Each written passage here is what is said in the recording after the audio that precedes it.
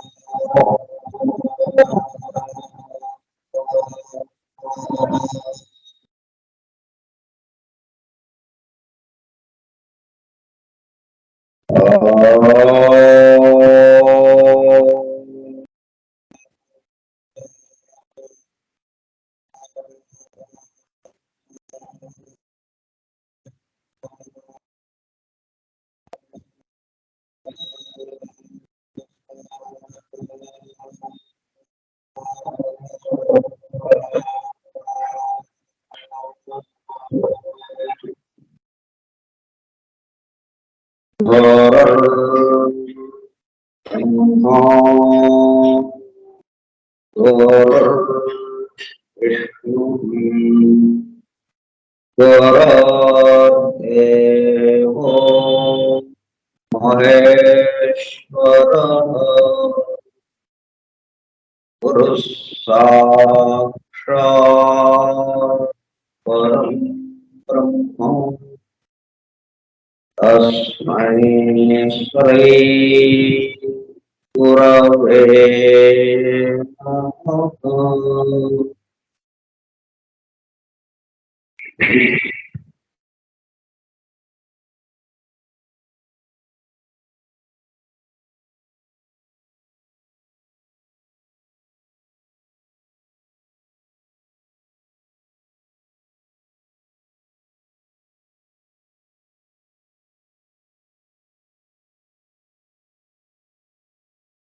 Vasudeva, Alamvira. The hidden wisdom in the Holy Bible. निगूढ़मुगा रहस्यमुगा दागी ఉన్న దైవమే పరిశుద్ధ బైబిల్ గ్రంథం. బైబిల్ రహస్య ప్రకాశం.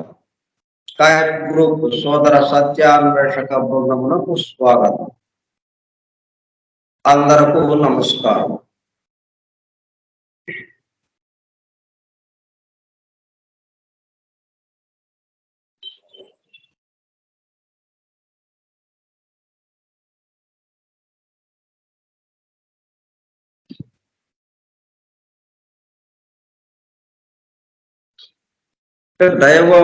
దైవానుభూతికి ఆ వెలుగును దర్శించడము, దైవాన్ని దర్శించడం, ఇవి మన పురాణాల్లో ఎట్లాగా దర్శించారు? తపస్సు చేసి సంవత్సరాలు అలాగా గాలిని పోంచేస్తూ, ఒంటి కాలి మీద నిలబడుతూ, తలకిందులుగా ఉంటూ, రకరకాల భంగిమల్లో కొన్ని 10 సంవత్సరాలు తపస్సు చేస్తే ఇప్పుడు ఆ దైవము ప్రత్యక్షం అవడం కానీ, ఆ దైవాన్ని దర్శించడం కానీ జరిగింది. ఇప్పుడు అటువంటి ఏమి మనం చేయకుండానే ఇక చేతిలో గ్రంథం ఉంది, దాన్ని పట్టుకుని చదువుతూ ఉన్నాం. ఈ ఎదురుగా ఉన్న అక్షరాల్లోనే, ఆ వాక్యాల్లోనే దాని మీద ఉన్న విషయము మనకి క్రమక్రమంగా అర్థమవుతుంది. ఆ అక్షరాలే ఆ వెలుగు, వేరే ఎక్కడో ఏమీ లేదు అన్నట్టు ఆ అక్షరంలోనే ఆ వెలుగును దర్శిస్తుంది. దైవానుభూతిలోకి ప్రవేశించడానికి ఈ గ్రంథం చక్కగా ఉపయోగపడుతుంది. పవిత్ర గ్రంథం మనం ఎలా చదవాలో, పవిత్ర గ్రంథాన్ని చదివినంత మాత్రాన మనకు ఆ వెలుగు ఎలా దర్శనమిస్తుందో ఆ పద్ధతులు ఇక్కడ మనకి వివరిస్తుంది. ఈ గ్రంథం కూడా మనకి ఆ వెలుగును దర్శించేటట్టుగానే ఉంది. బైబిల్ గురించి, పరిశుద్ధ బైబిల్ గ్రంథము, దాంట్లో ఉన్న విషయం గురించి అది చదివే పద్ధతి గురించి ఈయన రాస్తున్నప్పటికీ ఈ గ్రంథం కూడా మనకు ఆ పద్ధతిలోనే వెలుగును దర్శించేటట్టు ఇక్కడే ఈ క్షణంలోనే అన్నట్టుగా మనకి అంత వివరంగా మనకి అందించారు జాఫ్రీ హడ్సన్. ఆయనకి ధన్యవాదాలు చెప్పుకుందాము.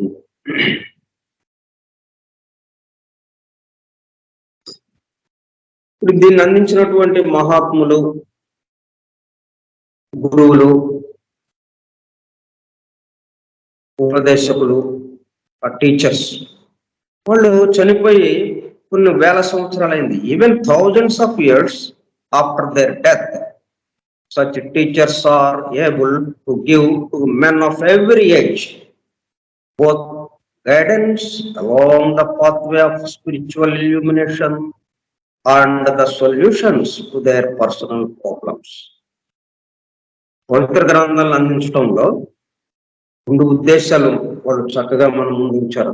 ఒకటి స్పిరిచువల్ ఇల్యూమినేషన్, ఆధ్యాత్మిక వెలుగును దర్శించడం, మనలో ఆ వెలుగు పట్ల మేల్కొనటం, దానికి కావలసినటువంటి గైడెన్స్, ఏ పద్ధతిలో వెళితే ఇది మనకి ఏ పద్ధతిలో చదివితే ఈ గ్రంథాన్ని, ఈ బైబిల్ గ్రంథాన్ని ఏ పద్ధతిలో చదివితే మనకు ఆ వెలుగు దర్శనం ఇస్తుంది అవి చెప్తూ, దాంతోపాటు ఇంకా ఏం చేశారు అంటే మన గురించి ఎంత ఎక్కువగా ఎంత జాగ్రత్తగా ఆలోచించారు చూడండి. మనం పడే బాధలేంటో వాళ్ళకి తెలుసు. అంటే పూర్తిగా భౌతిక స్థాయిలో ఉన్న వాళ్ళం మనం, పూర్తిగా అనేకత్వంలో భిన్నత్వంలో ఉన్నవాళ్ళం. ఒకటి రకరకాల బాధలు, దేహాత్మ మనల్ని లీడ్ చేస్తున్నటువంటి పరిస్థితిలో ఉన్నవాళ్ళం, దేహాత్మ యొక్క చేతిలో ఉన్నవాళ్ళు, దేహాత్మ మనల్ని నడిపిస్తూ ఉన్నది. అటువంటి పరిస్థితుల్లో మనం పడే బాధలు ఏంటో వాళ్ళకి తెలుసు. అందుకని ఎన్ని రకాలైన సమస్యలైనా సరే ఆ సమస్యలన్నిటికీ అవి కాలానుగుణంగా ఎన్నో రకాలు రావచ్చు. వాళ్ళు వేల సంవత్సరాల క్రితం కదా వాళ్ళు చెప్పింది, ఈ గ్రంథాలు మనకు అందించింది.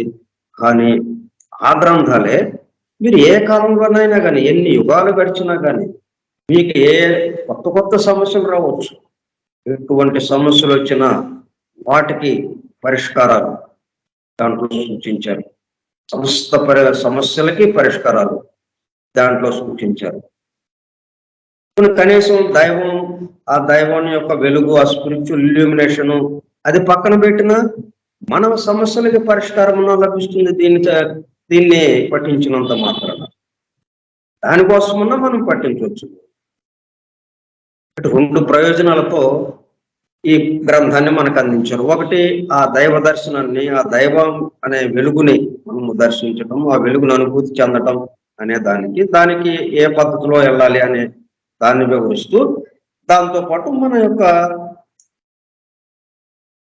వ్యక్తిగత సమస్యలు ఎవరి వాళ్ళే ఒక్కొక్కళ్ళకి ఒక్కొక్క రకమైన సమస్య, అన్నిటికీ పరిష్కారం ఈ బైబిల్లో ఉంది మనకి, ఈ పవిత్ర గ్రంథంలో ఉంది మనకి.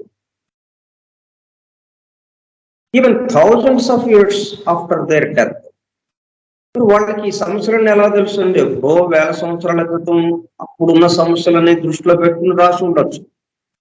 మరి అప్పటికి ఇప్పటికి మరి ఎన్ని మార్పులు వస్తాయి? 100 సంవత్సరాలకే ఎన్ని మార్పులు వస్తున్నాయి. నా చిన్నతనానికి ఇప్పటికి ఎన్ని మార్పులు వచ్చినాయి. ఇప్పుడు ఆర్టిఫిషియల్ ఇంటెలిజెన్స్ అంటున్నారు. ఇంకా దాంతో 5, 20, 30 సంవత్సరాల్లోనే 10 సంవత్సరాల్లోనే పూర్తిగా తేడాలు వచ్చేసి అసలు అన్ని కొత్త సమస్యల్లోకి వెళ్ళిపోతాం మనం. మరి ఇటువంటివన్నీ వాళ్ళకి ఎలాగా తెలుస్తాయి? వాళ్ళకి ఆ దూరదృష్టి, దూరశ్రవణము, ఆ అతీంద్రియ శక్తుల ద్వారా యుగాలు, ఒక్కొక్క యుగంలో ఎలాగా ఉంటుంది వీళ్ళ యొక్క పరిస్థితి అన్ని వాళ్ళు దర్శించారు, సినిమాలాగా చూశారు. మనం పడే బాధలు, పడబోయే బాధలు అన్ని కూడా చూసి అన్నిటికీ సరిపోరు. ఏది తెలిస్తే సర్వము తెలియబడుతుందో అన్నట్టుగా దేన్ని పట్టుకుంటే మనం ఎటువంటి సమస్యలైనా పరిష్కారం అయ్యేటట్టుగా వాళ్ళు అందించారు.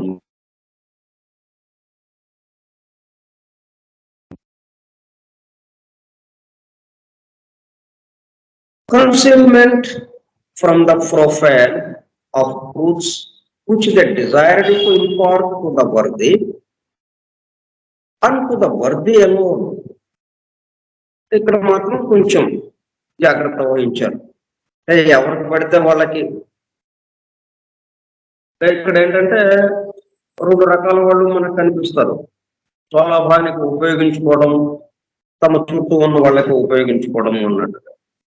ఈ స్వలాభానికి ఉపయోగించుకునే వాళ్ళకి ఇటువంటి రహస్యాలు తెలిస్తే దాని ద్వారా అతీంద్రియ శక్తులు కొన్ని సంపాదించి దాని ద్వారా మానవాళిని అధీనంలోకి తమ ఆధిపత్యంలోకి తీసుకొని వాళ్ళని ఇబ్బంది పెట్టడానికి అవకాశాలు ఉంటాయి కాబట్టి, మానవుల్ని మోసం చేసే పరిస్థితి ఉంటుంది కాబట్టి వాళ్ళ చేతికి అందకుండా ఇది స్వలాభం కోసము అంటే ఇది తెర వేసినట్టు అయిపోతుంది.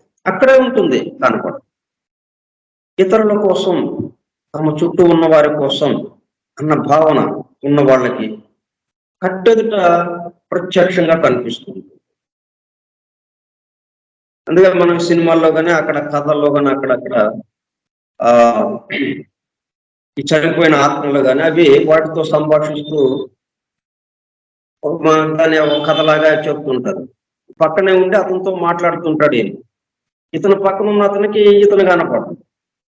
ఎవరితో మాట్లాడుతున్నావు ఏంటి, నీలో నువ్వే మాట్లాడుకుంటున్నావు అని అవతలవాడు అడుగుతుంటాడు. కాదు, అక్కడ ఒక ఆయన ఉన్నారు, పరమ గురువులు అట్లాగే ఒక్కొక్కసారి సడన్ గా వీళ్ళకి ప్రత్యక్షం అవుతూ ఉంటారు. లెడ్ బేటర్ కానీ అనిపిసెంట్, ఈ బ్లావర్స్ కి వీళ్ళకి. అప్పుడు పక్క వాళ్ళేమో వాళ్ళకి కనపడరు. ఈమెకి తప్ప ఫ్లవర్స్ కి కో, లెడ్ బేటర్ కో, అనిపిసెంట్ తప్ప మిగతా వాళ్ళకి కనపడరు.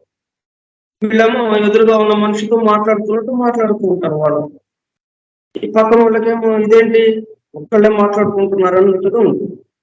అట్లాగా ఇక్కడ ఎదురుగానే ఉంటుంది అనే స్వార్థం, స్వలాభం, దేన్నైనా కానీ తనకు ఉపయోగించుకోవడం అన్నట్టుగా ఉన్న వాళ్ళకి అందకుండా ఇతరుల కోసం అన్న వాళ్ళకి అందేటట్టుగా ఆ పద్ధతిలో ఇచ్చారు పవిత్ర గ్రంథాలన్నీ. దాంట్లో ఉన్న రహస్యాలన్నీ కూడా సృష్టికి సంబంధించినటువంటి సమస్త రహస్యాలు పవిత్ర గ్రంథాల్లో ఉంచారు. కానీ ఇతరులు ఎవరికి అందాలో వాళ్ళకి అందేటట్టుగా అది దాచి ఉంచారు. కన్సీల్మెంట్ దాచారు. ఫ్రమ్ ద ప్రొఫైల్, పూర్తిగా భౌతిక స్థాయిలో ఉండి భౌతిక విషయాల పట్ల ఆసక్తితో ఉండి తన కోసం అన్న వాళ్ళు ఎవరైతే ఉన్నారో వాళ్ళకి మాత్రం భక్తి ఎవరైతే అర్హత ఉందో వాళ్ళకే అవి అందేటట్టుగా ఏర్పడు. And to the worthy alone is admitted. The motive being to safeguard both the individual and the race from the dangers of premature discovery and possible misuse of knowledge, which could bestow theurgic and thaumaturgic powers. ఎందుకు వాళ్ళంతా జాగ్రత్త తీసుకున్నారు అంటే మానవాళి మీద ప్రేమతోనే. ఎందుకంటే బాధపడేది ఎవరు? మానవాళ్ళే. మానవాళి మీద అతీంద్రియ శక్తులు సంపాదించేసి వాళ్ళ మీద ఈ ప్రయోగిస్తూ ఉంటారు. వాళ్ళని తమ చెప్పు చేతల్లో ఉంచుకునేటట్టుగా చేస్తారు. వాళ్ళని వశీకరణం చేసుకుంటారు. తమ చెప్పినట్టు వినేటట్టు చేసుకుంటారు. ఇట్లా రకరకాల విన్యాసాలు ప్రదర్శిస్తారు.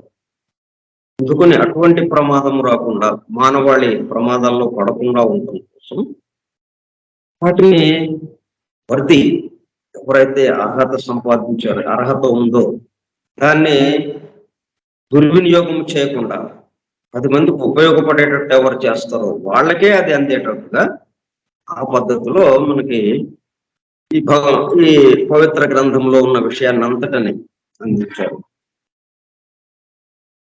ఎందుకంటే premature discovery and possible misuse of knowledge. వీడు ఆ దేహాత్మ ప్రభావం నుంచి నెమ్మదిగా జీవాత్మ చేతిలోకి రావాలి. జీవాత్మ చేతిలోకి వస్తే అప్పుడు ఇక మొత్తం అందరి కోసం అన్నట్టుగా అయిపోతుంది. అప్పుడు ఎటువంటి రహస్యాలు అందినా కానీ దాన్ని మిస్యూజ్ చేయడం, దుర్వినియోగం చేయడం. దేహాత్మ భావన ఉన్నంత వరకు మిస్యూజ్ చేయడానికి అవకాశం ఉంటుంది. అందువల్ల ప్రీమెచ్యూర్ అంటే మనం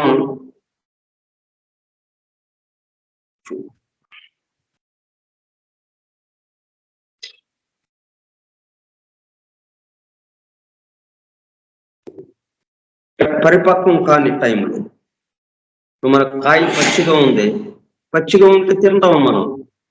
సరే ఏదో కోస్తారు, మొత్తం ఎదురుగా కనపడుతుంటే ఊరుకోం కదా, కాయ కోస్తాం. అది ఊరికి కొంచెం నోట్లో పెట్టుకుంటే పచ్చిగా ఉంటే ఇసిరి పారేస్తాం. అట్లా పరిపక్వం కానీ వాళ్ళకి ఇది అందజేస్తే premature discovery and possible misuse of knowledge, ఈ విజ్ఞానం వాళ్ళకి అందితే అపరిపక్వ మనస్సు ఉన్న వాళ్ళకి, పరిపక్వము కాని వారికి, మనస్సు పరిపక్వత చెందకుండా అపరిపక్వ స్థితిలో ఉన్న వాళ్ళకి ఇది అందితే ఏమవుతుంది? తను ఒక్కడే ఉంటుంది, స్వార్థం, పూర్తిగా స్వార్థపూరితంగా ఉంటుంది. తను బాగుపడాలంటే తను అందరి భుజాల మీదకి. ఇప్పుడు మనం ఒక్కోసారి సరే ఇప్పుడంటే సినిమాల దగ్గర రష్ కనపట్లేదు, ఇంకా అన్ని ఆన్లైన్ లో బుక్ చేసుకుంటున్నారు కాబట్టి అసలు సినిమాకి వస్తున్నారా లేదా అన్నట్టుగా ఉంది జనం. ఒకప్పుడు అంటే గంట ముందో 2 గంటల ముందో క్యూలో నిలబడేవాళ్ళు టికెట్ల కోసం. ఇంకా అక్కడ తోపులాట, వెనక వచ్చినోడు ఆ ముందు వచ్చినోడు భుజాల మీదగా వెళ్ళిపోయేవాడు. ఆ గేటు తీయంగానే ఎక్కడి నుంచి వచ్చేసేవాడు, వచ్చేసి వీళ్ళ భుజాల మీదగా గబగబా నడుచుకుంటా వెళ్ళిపోయేవాడు. ఇట్లా వెళ్ళిపోయి ముందుగా దూరేసేవాడు. ఇట్లా అందరికన్నా ముందు నేను టికెట్ తీసుకోవాలి, నా స్వార్థం. ఆ విధమైన భావన ఉన్న వాళ్ళకి ఏమవుతుంది? ఇది తనకు ఉపయోగించుకోవాలి ఈ సీక్రెట్స్ ద్వారా అందరి మీద ఆధిపత్యం చెలాయించాలి అనేది ఉంటుంది. అందుకనే వాళ్ళకి అందకుండా మరి ఎవరికి అందాలి? పరిపక్వం చెందినటువంటి మనస్సు, అంటే విశాల హృదయంతో ఉన్నవాళ్ళు, విశాలంగా ఆలోచించేవాళ్ళు, అందరికీ ఉపయోగపెట్టాలి. దీన్ని ఏదైనా ఒక విషయం అతనికి అందితే అది అందరితో పంచుకోవాలి అన్నట్టుగా ఉండేవాళ్ళు ఎవరైతే ఉంటారో వాళ్ళకి ఇస్తే అది దుర్వినియోగం కాకుండా ఉంటుందనేది. ఇందుకోసం అని చెప్పి వాళ్ళకి మాత్రమే ఎవరైతే వర్దీగా ఉన్నారో వాళ్ళకి మాత్రమే అది అందేటట్టుగా చేశారన్నమాట. లేకపోతే ఏమవుతుంది?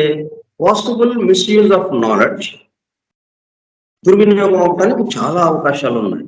కూచిపూడి బెస్ట్, ఎందుకంటే అవి ఎటువంటి బెస్ట్ మనకి గిఫ్ట్ లాగా అనమాట. థియర్జిక్ ఎటువంటి మనకి ఇస్తుంది అవి? థియర్జిక్ అండ్ థమాటర్జిక్ పవర్స్. థియర్జిక్ అంటే magic or miracles by the agency of good spirits. అంటే ఈ ఆత్మలు ఉంటాయి, కొన్ని ఆత్మల్ని తమ చేతుల్లోకి తీసుకుని వాళ్ళతో పనులు చేయించడం ఈ అతీంద్రియ శక్తుల ద్వారా. అది తనకు అనుకూలంగా వాళ్ళతో పనులు చేయించడం అనేది, అటువంటి శక్తులు అందుతాయి వీళ్ళకి, అతీంద్రియ శక్తులు. అట్లాగే థమాటర్జిక్ పవర్స్ అంటే మ్యాజిక్ ట్రిక్స్ చేయటం.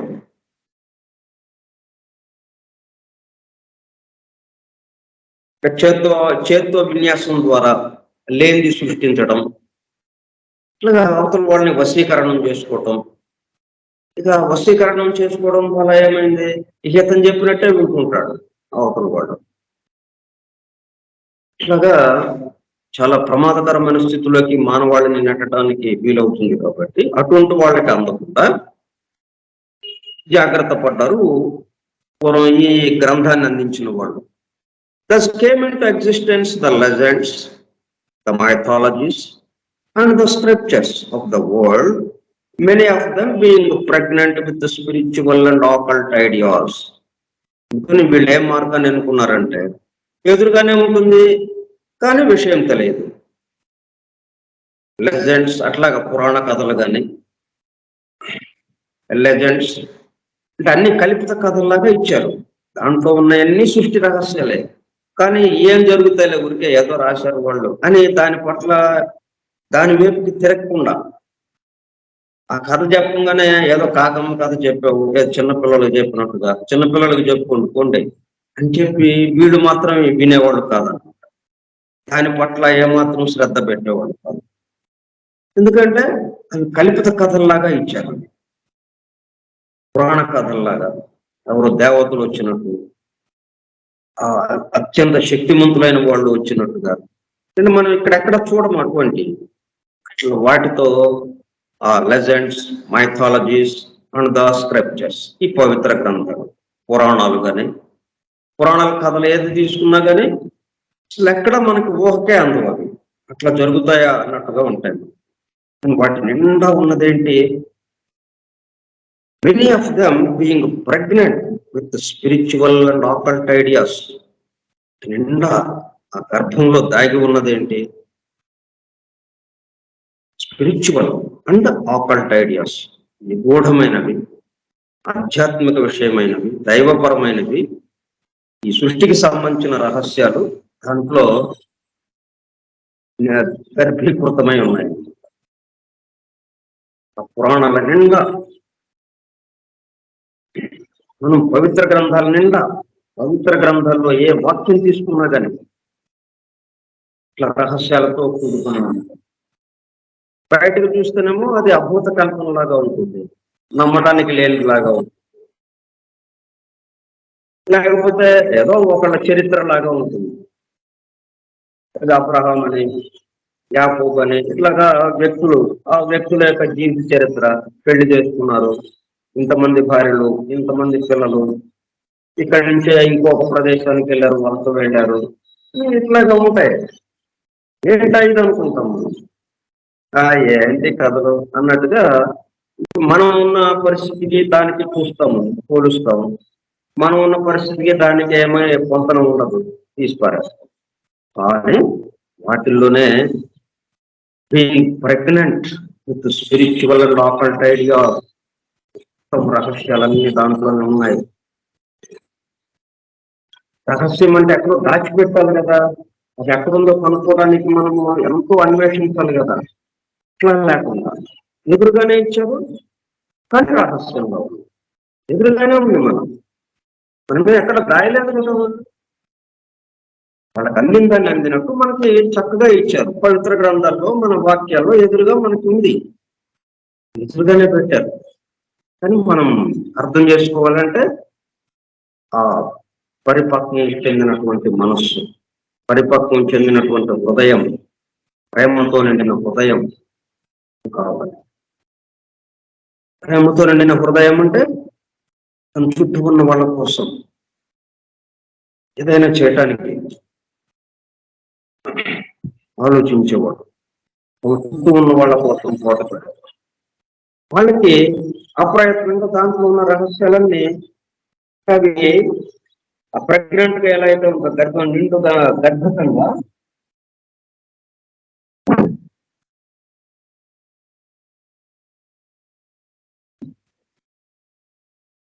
అవి ప్రసవించినట్టు అయిపోతుంది.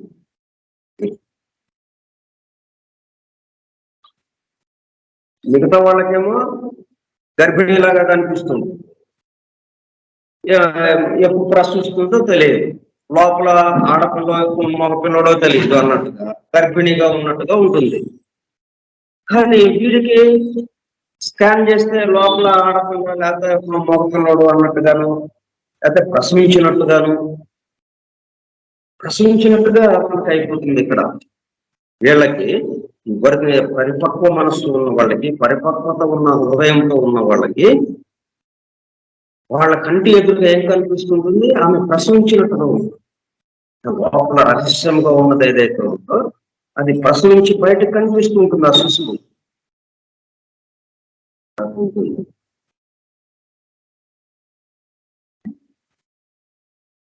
కాలాన్ని అధిగమించి, వాళ్ళ కాలంలోనే ఏ పరిస్థితులు ఉన్నాయో ఆ పరిస్థితులకు అనుగుణంగానే కాకుండా రాబోయే కాలాన్ని, యుగాల్ని, వేల సంవత్సరాలు, లక్షల సంవత్సరాలని దృష్టిలో పెట్టుకుని అప్పుడున్న పరిస్థితులను కూడా ఊహించు. మానవుడి యొక్క భావాలు ఎలా ఉంటాయి, వాళ్ళ ఆలోచన విధానం ఎలాగుంటుంది, వాళ్ళు ఎదుర్కొనే సమస్యలు ఎలాగుంటాయి, వాళ్ళు ఈ రహస్యాల్ని అందుకోవడానికి వాళ్ళకి ఏ పద్ధతులు ఉంటే ఈ రహస్యాలు అందేటట్టుగా మనం ఇవ్వచ్చు. అట్లా ఇన్ని రకాలుగా ఆలోచించి ఈ పవిత్ర గ్రంథాన్ని ఎప్పుడు కొన్ని వేల లక్షల సంవత్సరాల క్రితమే మనం ముందుకు వదిలేరు. కానీ అది ఇప్పటికే మనకి ఉపయోగపడుతుంది, ఎప్పటికీ ఉపయోగపడుతుంది. ఎందుకంటే అది ఎప్పటికీ ఉన్న విషయం, శాశ్వతమైన విషయం దాంట్లో. దానికి భూతకాలము, వర్తమాన కాలము, భవిష్యత్ కాలం అని లేదు. ఎల్లప్పుడు ఉండేది ఏది ఉందో దాని గురించి కదా ఇది చెప్పింది. కాబట్టి నువ్వు ఎప్పుడు చూసుకున్నా కానీ అది పనికి వస్తుంది, అది ఉపయోగపడుతుంది.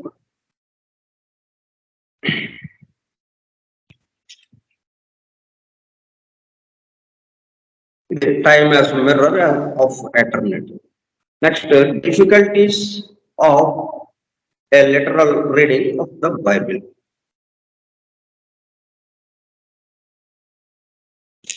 ఇప్పుడు మనం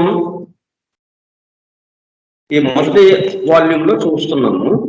దాంట్లో ఏంటి, చాప్టర్ 3వ అధ్యాయాన్ని మనము పరిశీలిస్తున్నాము. 3వ అధ్యాయంలో ఉన్న విషయాన్ని మనము అధ్యయనం చేస్తున్నాం. 3వ అధ్యాయం ఏంటి, problems arising from A literal reading of the Bible and some solutions.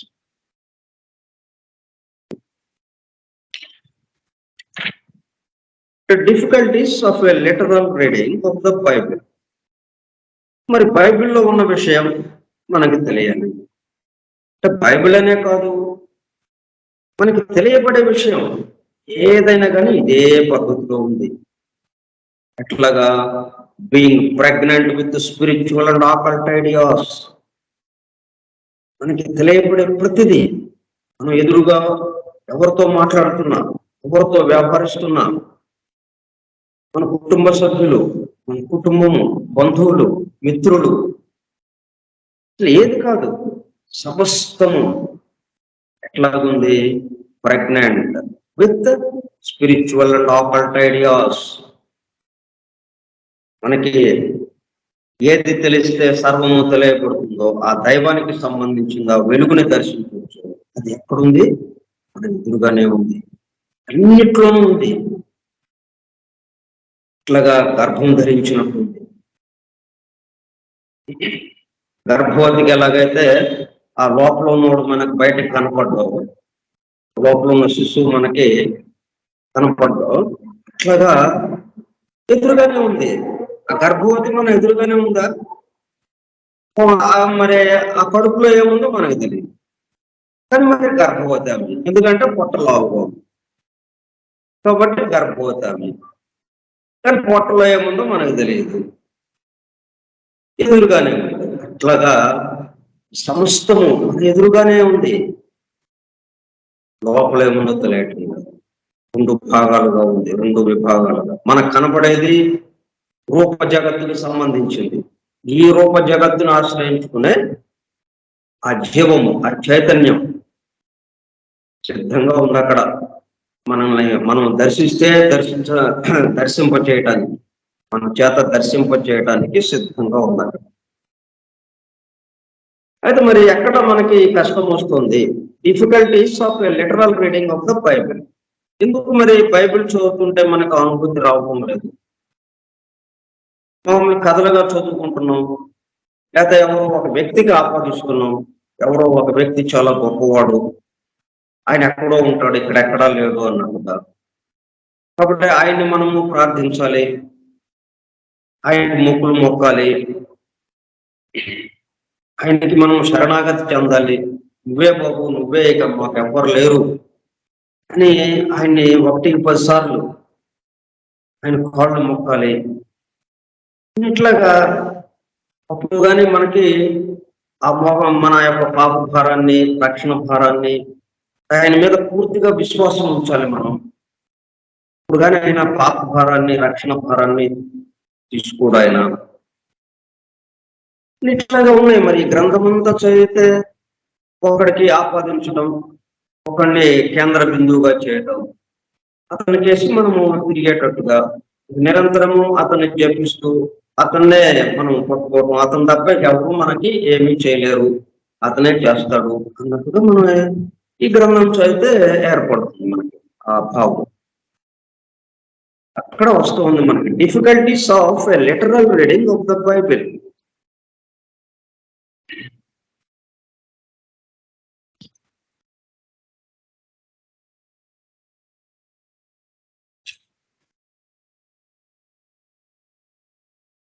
Literal అంటే మాటకి మాట అర్థం, అంటే భౌతిక అర్థం. మనం మామూలుగా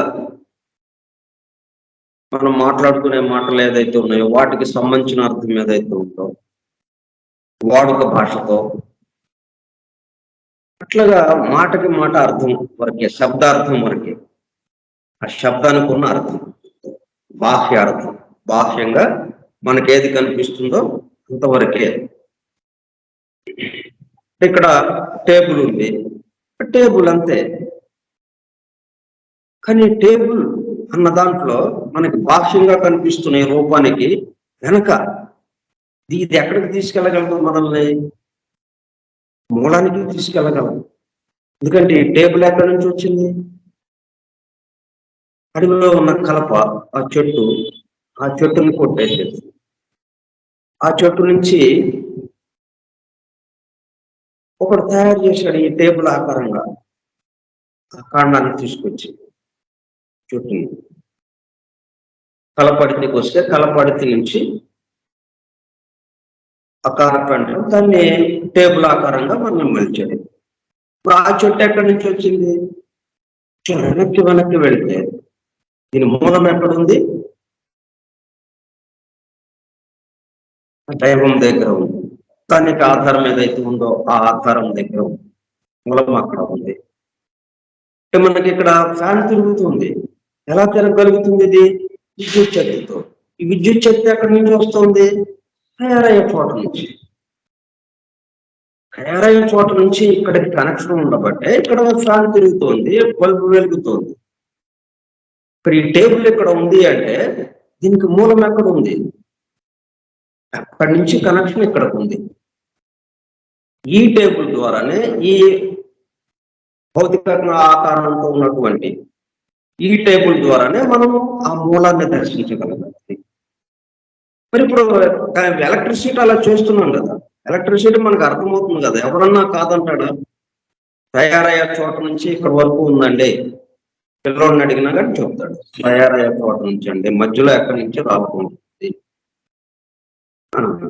మరి ఈ టేబుల్ తయారయ్యే చోట మరి ఎక్కడ మూలం?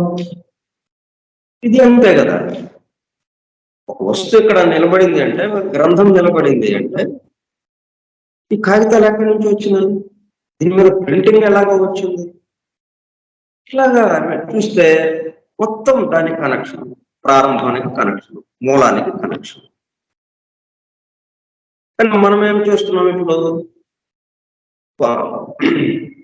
భౌతిక రూపం వరకే ఆగిపోతాం. అలాగే మాటలు ఇప్పుడు పవిత్ర గ్రంథం అంతా ఎట్లా ఉంది? వాక్యాలతో ఉంది, పదాలతో ఉంది, భాషకి సంబంధించినటువంటి అక్షరాలు, పదాలు, వాక్యాలతో నిర్మాణమై ఉంది.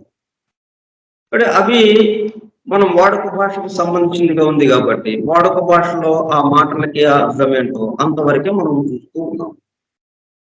మరి వీళ్ళు పవిత్ర గ్రంథాలు ఇచ్చిన వాళ్ళు అట్లాగే ఇవ్వలేదు కదా. వాళ్ళు ఇచ్చింది ఏంటి? సృష్టికి సంబంధించిన రహస్యాలన్నీ దాంట్లో పోశారు. ఇట్లా ప్రతి వస్తువు మనకి ఎదురుగా కనిపిస్తుంది. ఆ మూలానికి సంబంధించిన దాంతో కనెక్షన్ ఉన్నట్టుగానే మనకు కనిపిస్తుంది, కానీ మనము చూడలేకపోతున్నాం. అది ఏంటి? ఎందుకని చూడలేకపోతున్నాం? డిఫికల్టీస్ ఏమిటి? మనకి అవరోధాలు ఏంటి? Of a literal reading of the Bible. Literal reading వల్ల వాడుక భాష పదాలతో, వాడుక భాషకి సంబంధించిన అర్థాలతో మనం వాటిని చదవటం వల్ల మనకు వస్తున్నటువంటి మనకి అవరోధాలు, కష్టాలు, అర్థం చేసుకోలేకపోవడం. In addition to its value as a vehicle, ఇది మనం రేపు చెప్తున్నాం. దీనికి సంబంధించి ఏంటి ఆ డిఫికల్టీస్? లిటరల్ రీడింగ్ అసలు అంటే ఏంటి? ఆ లిటరల్ రీడింగ్ ద్వారా అట్లాగా చదవటం ద్వారా మామూలు వాడుక భాష పదాల ద్వారా వాడుక భాషకి గల అర్థం ద్వారా మనం వాటిని చదువుతుంటే మనకేంటి జరుగుతూ ఉంది ఇక్కడ? ఆ విషయాలు మనం రేపు తెలుసుకుందాం.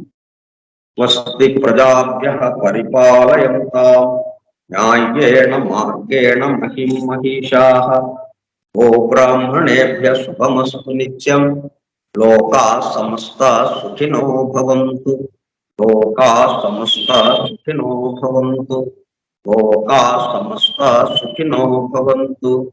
ఓం శాంతి శాంతి శాంతి.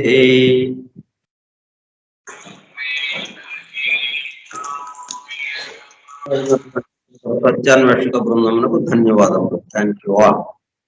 Thank you sir. వసుదేవ.